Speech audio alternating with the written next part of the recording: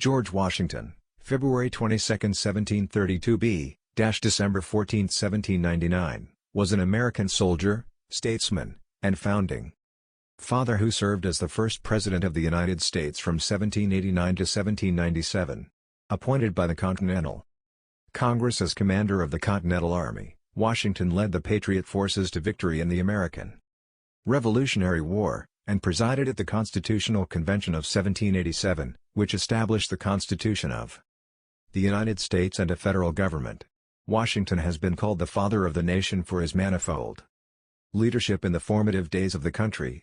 Washington's first public office was serving as official surveyor of Culpeper County, Virginia from 1749 to 1750. Subsequently, he received his initial military training, as well as a command with the Virginia Regiment, during the French and Indian War. He was later elected to the Virginia House of Burgesses and was named a delegate to the Continental Congress. Here he was appointed commanding general of the Continental Army. With this title, he commanded American forces, allied with France, in the defeat and surrender of the British at the Siege of Yorktown.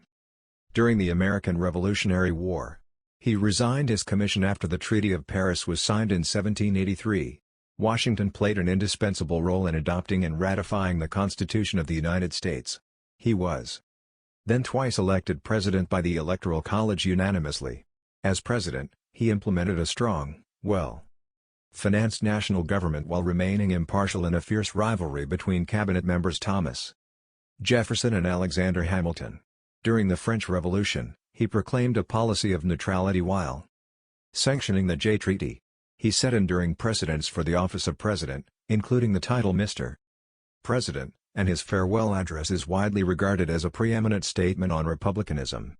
He was a member of the Anglican Church and the Freemasons, and he urged broad religious freedom in his roles as general and president. Upon his death, he was eulogized by Henry Light Horse Harry Lee as first in war, first in peace, and first in the hearts of his countrymen.